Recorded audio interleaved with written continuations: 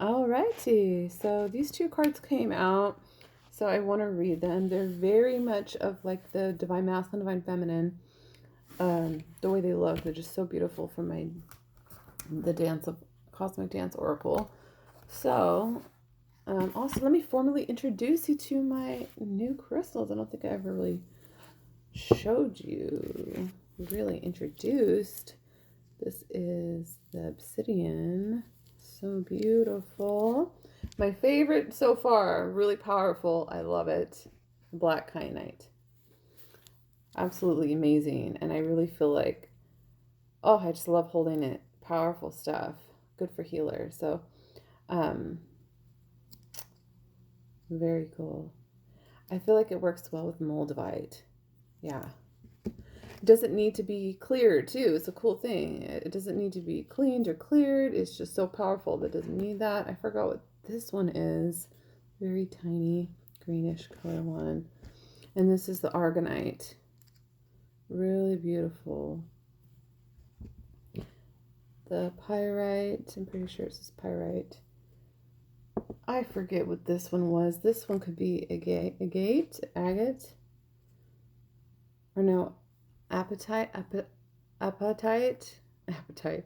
I don't know, something like that. And then this is like a mixture. It's called the Muggle Stone. It's like a mixture of three of them. Anyways, I love my crystals. I love crystals in general. Okay, so these are the cards that came out recently.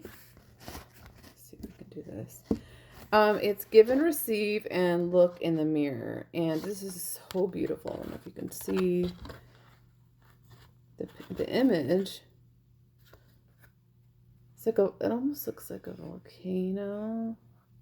Anyways, as above, so below. So below. Look in the mirror and give and receive. And this is so gorgeous. The feminine and the masculine. So, give and receive. I probably read this one. If I did read it, I'll just read the first like sentence or something. I just saw it. Give and receive. Where'd you go? Oh my goodness. 24.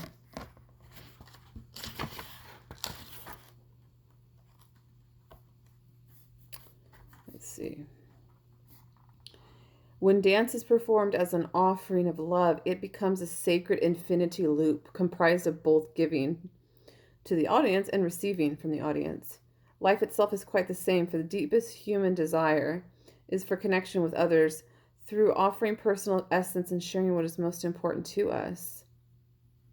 The generous vulnerability opens up a portal of interconnection that allows both the giver and receiver to be inspired, nourished, and healed.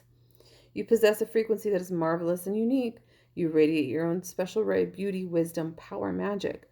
Now you are being asked to freely, confidently, and joyfully share who you are with the world. While it is natural to have an inner voice of criticism telling you that you're not ready or that you're self-centered to think you have something special to give, you must learn to override that voice and share your gifts anyway. By hiding them, you are not doing anyone any favors. To do so means you are inhibiting the natural river of divine creative energy that wants to flow through you, and denying the world the distinctive splendor, beauty, and wisdom that only you offer. In truth, the world wants to see and know you. When we receive another in the fullness of who they are and what they have to give, a point of connection is made that helps to illuminate the entirety, bringing more peace and harmony to the collective.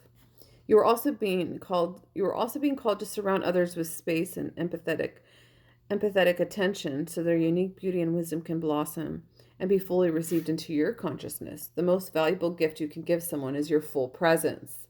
Take them in from the depth of your heart. You can offer this receptivity whether you're watching someone on a stage or spending time with someone individually. Even as a performer, you can allow for a silent connection with the audience, letting it directly inform and activate the moment-to-moment offering of your performance. Okay, so give of your talents, your essence, and love. Also receive. Beautiful, beautiful, beautiful. Okay, let's look at 40.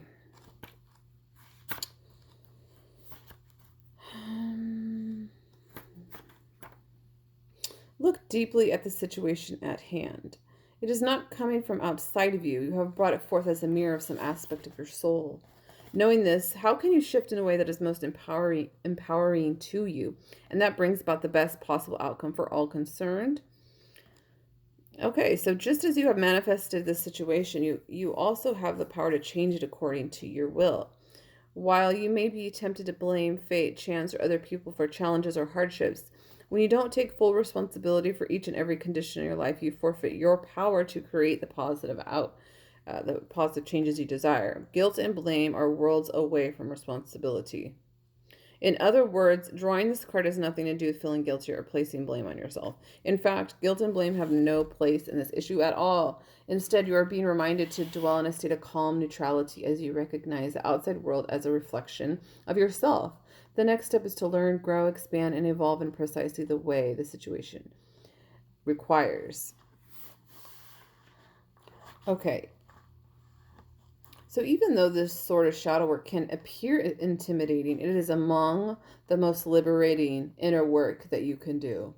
Just like bright light disperses darkness, the radiance of your conscious attention can dissolve these old shadow stories and free you up to experience ever expanding degrees of happiness, harmony, and success. Embody the message of this card by looking into a mirror and expressing love. Even if you feel silly or awkward, touch your heart, look deeply into your own eyes and say, I love you. And then with your name. Then touch your forehead. Then touch your forehead and say it again. Repeat this going back and forth between your heart and your forehead. This is beautiful. Beautiful cards. I just love it. It reminds me of the divine counterparts energies, the masculine, feminine energy. So this is a quick message. All right. Take care. Bye.